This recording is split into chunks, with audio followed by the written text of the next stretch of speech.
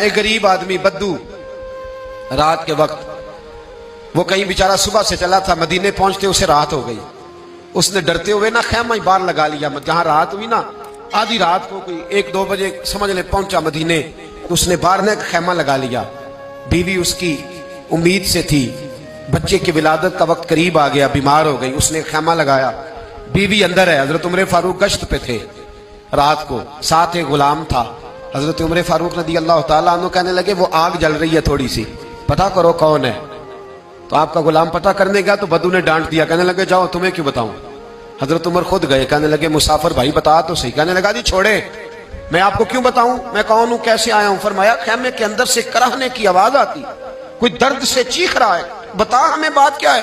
کہنے لگا جی میں فلاں بستی فلاں علاقے کا ایک غریب ہوں، امیر المومنین عمر فاروق سے ملنے آیا ہوں، اور رات ہو گئی ہے تو یہاں خیمہ لگایا ہے، صبح میں ان سے مل کے چلا جاؤں گا.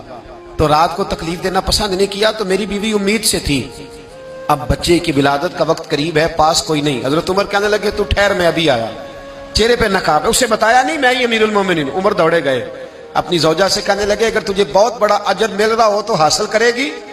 کہا کروں گی. تو کہنے لگے چل پھر میرے ساتھ، بہت بڑا اجر ہے. ایک دوست کے ہاں ولادت کا وقت ہے، ضرورت کی چیزیں ساتھ لے لو. اس عورت نے تھوڑے دانے لے لیے، گھی لے لیا. حضرت عمر سے کہنے لگی لکڑیاں اکٹھی کر لیں. امیر المومنین کونسلر کی بات نہیں بتا رہا آپ کو، میں آپ کو MP A کی بات نہیں بتا رہا، MNA کی بات نہیں بتا رہا، جو 10 گاؤں کو ملا کے چیئرمین بنا اس کی بات نہیں بتا رہا. اس کی بات بتا رہا ہوں جو 22 لاکھ مربع میل کا حکمران ہے. اس کی بات بتا رہا ہوں جو گلی سے گزرے تو شیطان رستہ ہی بدل جاتا ہے. اس کی بات بتا رہا ہوں جس کے بارے میں میرے مصطفیٰ کریم صلی اللہ تعالیٰ علیہ وآلہ وسلم نے فرمایا میرا عمر تو وہ ہے کہ 950 سال حضرت جبریل بھی اس کی شان بیان کریں تو عظمت ختم نہیں ہوتی. اتنا بڑا شخص. حضرت عمر نے لکڑیاں اکٹھی کی، اینٹوں کا روڑے لے کے چولہا بنایا، پہنچ گئے. آپ کی زوجہ کہنے لگی یہ تھوڑے دانے ڈالنے، گھی ڈالنے اور ایک لکڑی لے کے اس کو ہلائیں، تیار کریں. خود زوجہ اندر چلی گئی. حضرت عمر بار پکانے لگے. وہ بدو کہتا ہے میں اس طرح کا ان کے ساتھ بہیو کرنے لگا جیسے کو کسی چوکیدار کے ساتھ نہیں کرتا. میں نے سمجھا یہ عمر نے چوکیدار رکھے آنے جانے والے مہمانوں کا. میں کبھی پانی کا پیالہ مانگتا، کبھی کوئی بات، عمر دوڑے جاتے، کبھی پانی لاتے. او مسلمانوں، او میرے رسول کے غلام عزیزو، حضرت عمر فاروق. وہ غلام کہتا ہے میں عمر سے کہتا، میں کہتا غلام پانی لا تو عمر دوڑ کے پانی لاتے. میں کہتا تجھے گھی پکانا بھی آتا ہے، پہلے بھی کبھی پکایا ہے؟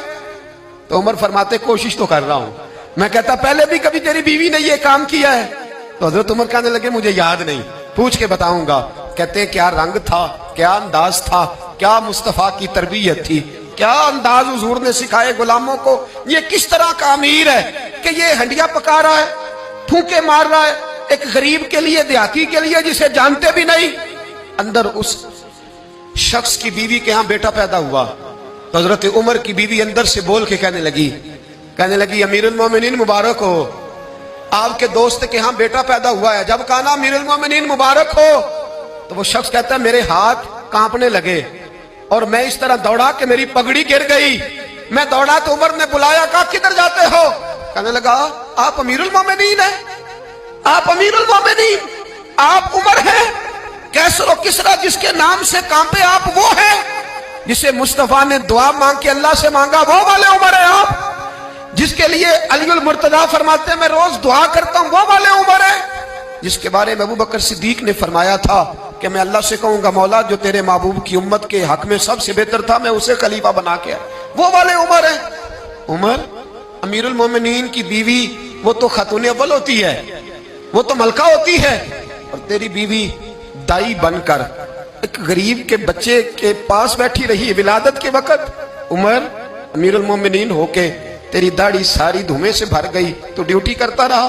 تو سیدنا عمر رو پڑے اور اس بدو کو سینے سے لگا کے کہنے لگے تجھے پتہ نہیں تو کہاں آیا ہے، اس شہر کا پتہ ہے؟ اس نے کہا حضور کہاں ہے؟ فرمایا یہ میرے نبی کا مدینہ ہے، یہ مصطفیٰ کا مدینہ ہے، یہاں امیروں کا استقبال نہیں ہوتا، یہاں غریبوں کے استقبال ہوتے. یہاں حضور نے اس اسٹیٹ پہ میرے رسول پاک نے وہ والا رنگ دیا ہے کہ اب غریب سر اٹھا کے جینے لگے ہیں، اب مزدوروں کو عزتیں ملنے لگی ہیں، اب یتیموں